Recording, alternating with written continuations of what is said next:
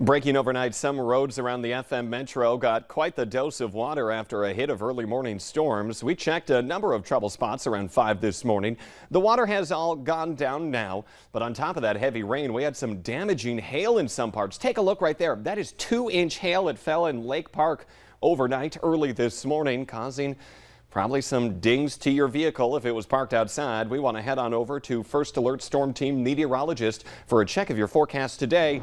Because wait, there's more. The storms isn't the whole story today, Lisa. Yeah, unfortunately, we've got more hazards to be concerned about here to start off the day. Nice to move on from the storms and to move on to talking about that heat. First Alert Weather Day. For the heat starting up, we're talking temperatures rising and the humidity is already built in from yesterday. We saw that mugginess start to move into the valley, and now we're going to heat things up. Here's our view right now in Fargo. You can see a haze in the air right now. There's some fog out there, and the sun shining, though, that will help to warm us up and help to scatter out any areas of fog. It's 66 in Fargo, 61 in Grand Forks. Thief River Falls is at 62. Bemidji's been one of those places that's been dealing with some dense fog at times. 59 degrees there right now, and into the next couple of hours that should lift. Fergus Falls, very warm, 70 degrees at this hour, and we've got some sunshine there, and Devil's Lake is at 65. Let's take a look at our visibility reports. It's kind of on both ends of the valley where we're seeing it now. Park Rapids visibility a quarter mile for you. Bemidji is at 0, and then heading up toward Roseau, we're at just under 2 miles visibility, and we're down a bit as well in eastern parts of North Dakota, especially over by Carrington. But here's the radar. The storms have moved on. Now we're talking sunshine and heat. Here's a look at our temperatures heading into your Friday. We're going to warm into some upper 80s in Fargo. The heat index will feel more into the 90s as we are factoring in that humidity. Chances for rain and thunder on Saturday, and temperatures approaching or even reaching 90 degrees this weekend and beyond. Yeah, it doesn't look like that hot weather is going anywhere. It's staying with us at least through next week. High temperatures, upper 80s, low 90s, and then, of course, the humidity as well. All right, Lisa, thank you this morning. Speaking of weather, a Horace man escaped a frightening lightning strike. Thankfully unharmed, but his pickup is totaled. Lightning hit Jason Remarque's vehicle yesterday in Fisher, Minnesota. By the time deputies arrived, that truck was fully engulfed. Thankfully, Remarque got out safely.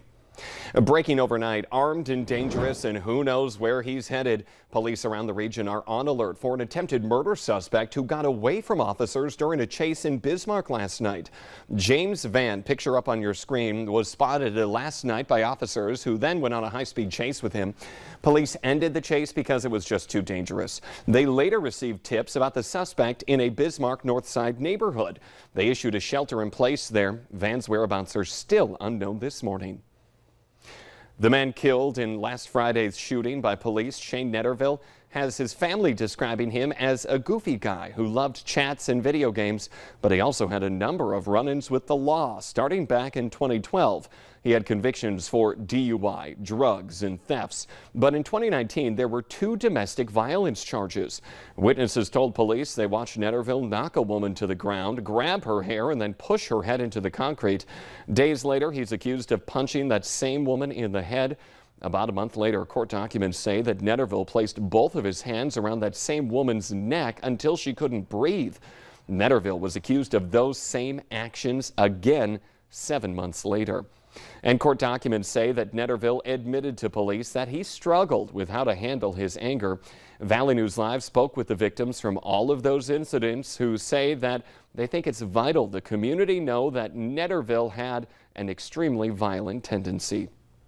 We've also filed an open records request with the city of Fargo to obtain a copy of Officer Adam O'Brien's personnel file and disciplinary history as well.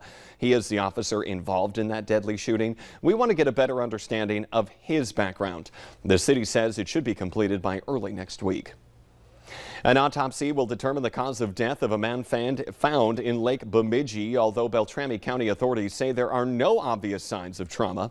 The DNR notified sheriff's deputies Wednesday about a body floating on the south end of the lake. His body was taken to an examiner for an autopsy and identification. Police are warning people about an active shooter training situation in South Moorhead next week. It will be going on Monday through Wednesday at Horizon Middle School. First responders and police across the region will be involved, and it will also involve simulated gunfire and role players. Ridgewood Boulevard between 36th and 40th Street South will be closed to traffic each of those days from 8 to 5. A Wahpeton man has already faced charges for running his car into his former workplace, is now facing new charges for another incident at the same place. 61-year-old David Miller is accused of attempted robbery and disobeying a judicial order. On July 2nd, an employee of 210 Wine and Spirits called 911 for help. Officers say they found Miller behind the store counter with a knife pointing it at the cashier. He told officers he needed cash and went to the liquor store to rob the place. Store owners already had a restraining order against him, making it illegal for him to be there or to talk with store employees. In the early incident where Miller crashed into the store, he caused about $100,000 in structural damage and $20,000 in damage to products when he drove into that building.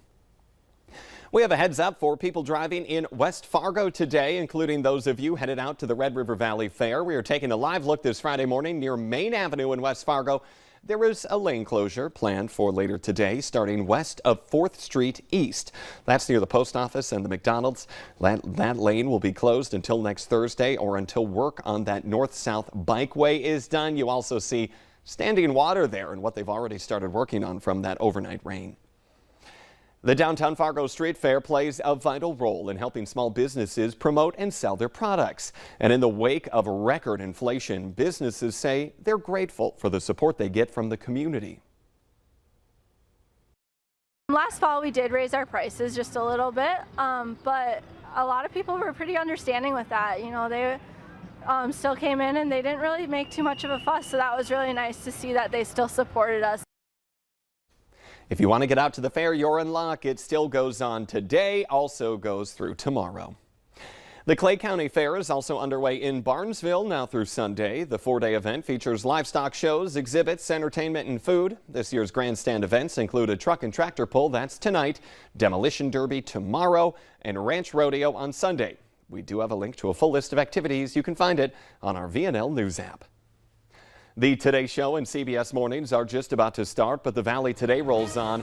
More up-to-the-minute news and weather coming up for you on the Fargo CW. Otherwise, have a great Friday. Stay cool today. We'll see you back here Monday morning.